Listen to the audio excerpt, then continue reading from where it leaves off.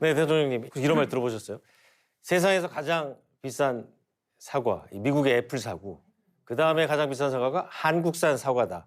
이런 얘기가 있을 정도로 우리나라 과일값 굉장히 비쌉니다. 물가 안정을 위한 어떤 대책들을 준비하고 계세요?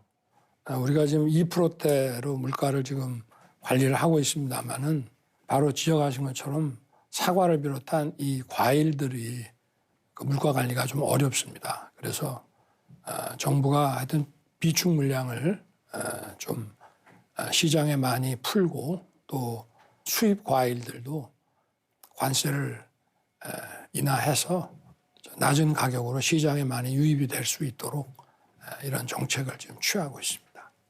어쨌든 이 물가라고 하는 것은 국민들의 그야말로 실질 임금 또 가처분 소득이 물가가 오르면은 줄어든다는 그런 그 느낌을 받을 수밖에 없는 것이기 때문에 네. 저희들이 하여튼 국민들의 생필품 이런 생활 물가에 대해서는 하여튼 규제 완화와 또 공급 정책을 통해서 물가 관리를 좀 적극적으로 해 나가려고 하고 있습니다. 네. 지금까지도 그렇게 해왔고요. 지난해에 미국 금융당국이 계속해서 금리를 올리는 바람에 우리나라에서 이 주택담보대출 금리도 많이 올랐습니다. 신용대출 금리도 올랐고 전세대출 금리도 올랐습니다. 그래서 이 정부가 어떤 서비스를 내놨냐면 온라인으로 자기 대출을 서로 다른 은행과 비교해서 싼 대출로 갈아탈 수 있는 서비스를 내놨거든요. 처음에는 신용대출부터 시작해서 주택담보대출 그리고 최근에 전세대출로까지 확대가 됐어요. 또 추가로 나올 거 있습니까? 우리나라 이제 은행이 대형화되는 과정에서 자연스럽게 이런 과점 그 산업 체계가 됐습니다.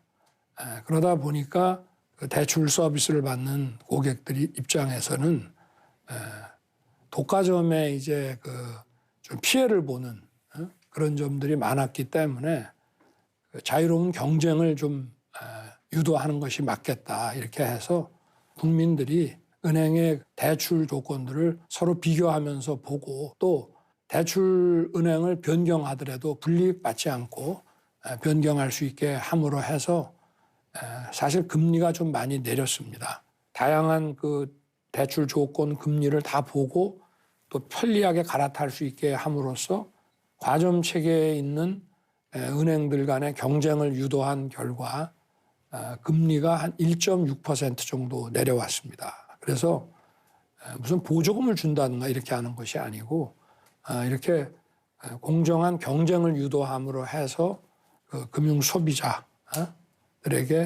이렇게 혜택이 돌아갈 수 있도록 한 것이라고 할 수 있습니다. 올해 주식시장 개장하실 때 직접 가셨죠? 네네.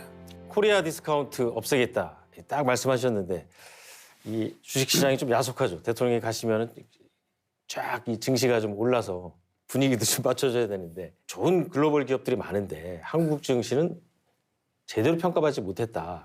그래서 이 코리아 디스카운트 현상을 깨겠다. 규제를 많이 없애겠다. 대표적으로 이제 금융투자세 말씀을 하셨는데 그런 기조는 계속 유지되는 겁니까? 물론입니다. 저는 국민들이 그 주식시장을 통해서 이 자산 형성을 할 수 있는 그런 그 기회를 충분히 보장해야 된다고 생각을 합니다. 우리가 어떤 자본과 노동 또 기업과 근로자 이것을 굉장히 계급 갈등으로 보는 시각이 있습니다만은 기업이 발전할 때 그 기업의 주식에 투자한 그런 근로자들이 또 자산 형성을 할 수 있다고 한다면은 소위 불필요한 계급 갈등을 많이 줄일 수가 있기 때문에 국민들의 자산 형성을 위해서 그 코리아 디스카운트를 줄여 나가는 것이 중요하다고 보고요. 그리고 또 우리나라 이 주식 시장이 어떤 글로벌 스탠다드에 맞춰서 또 한국 우리 국민들도 해외 투자를 하지만 또 외국의 그 자본가들도 국내 투자를 할 수 있게 글로벌 스탠다드에 맞추기 위해서라도 코리아 디스카운트는 줄여나가야 되고 그러기 위해서는 규제, 특히 그 중에서도 조세 제도에 의한 규제적 측면들을 제거해 나가는 것이 매우 중요하다고 생각합니다.